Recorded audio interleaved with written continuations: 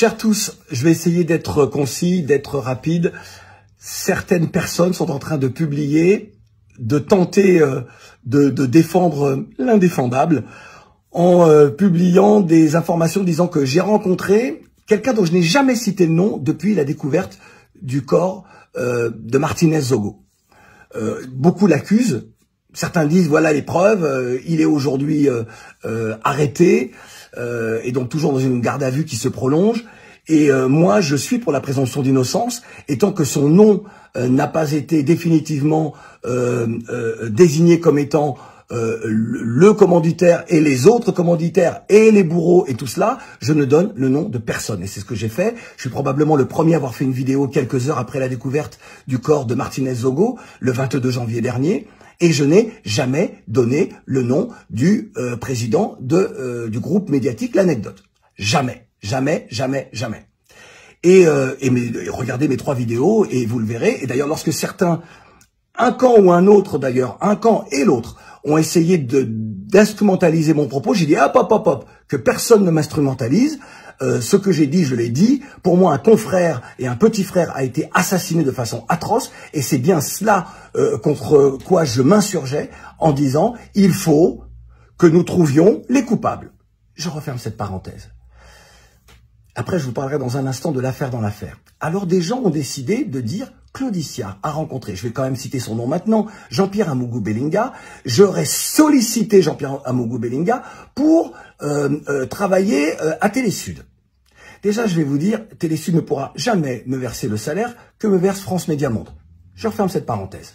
Mais ça, à la limite, c'est pas grave. Moi, je suis quelqu'un, des gens m'ont appelé, m'ont dit, il faut que tu le rencontres, il veut te rencontrer. C'est ça la véritable histoire. Je vais vous la raconter.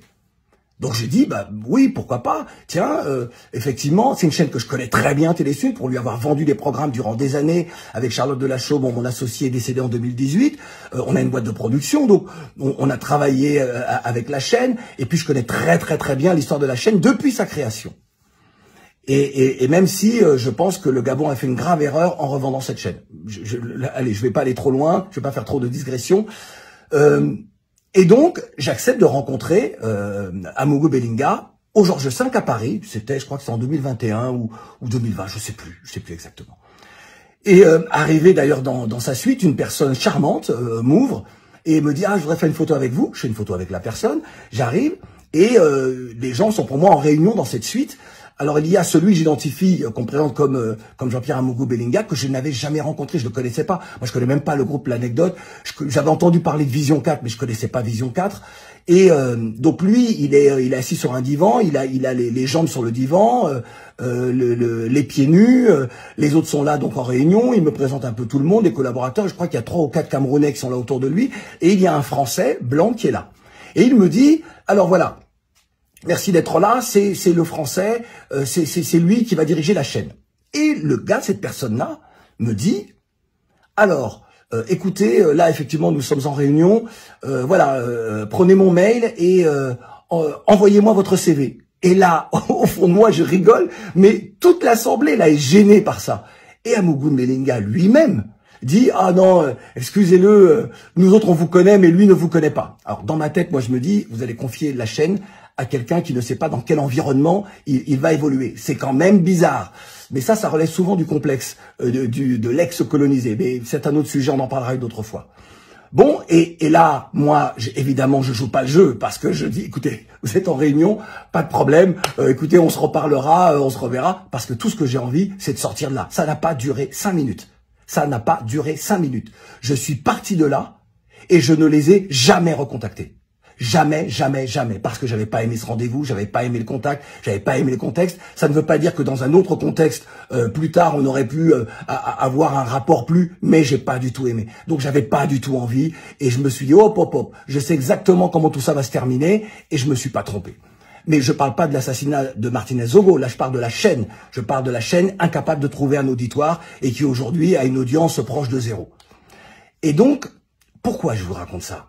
Parce que c'est ça la véritable histoire. Et que des gens étaient là, étaient témoins.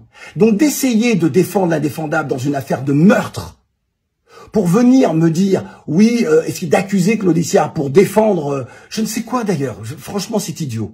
Mais pourquoi? Et qu'est-ce que j'ai fait? Quand j'ai vu cette publication de la personne, j'ai raconté l'histoire et j'ai dit, puisque vous m'avez chauffé, regardez ma page et regardez ce que je vais faire. Moi, vous savez, je suis quelqu'un, lorsque les gens sont dans les difficultés, j'ai pas envie de les enfoncer. Je préfère me taire parce que je suis toujours en empathie, parce que je suis pas quelqu'un de méchant. Mais lorsque l'on m'attaque injustement, alors que je peux aussi faire mal à quelqu'un, j'ai dit d'accord. Et donc, j'ai sorti le montant de la vente de Télésud. Parce que je sais que ce n'est pas le montant que beaucoup connaissent au Cameroun. Donc, j'ai dit à la personne, vous n'auriez jamais dû me chauffer.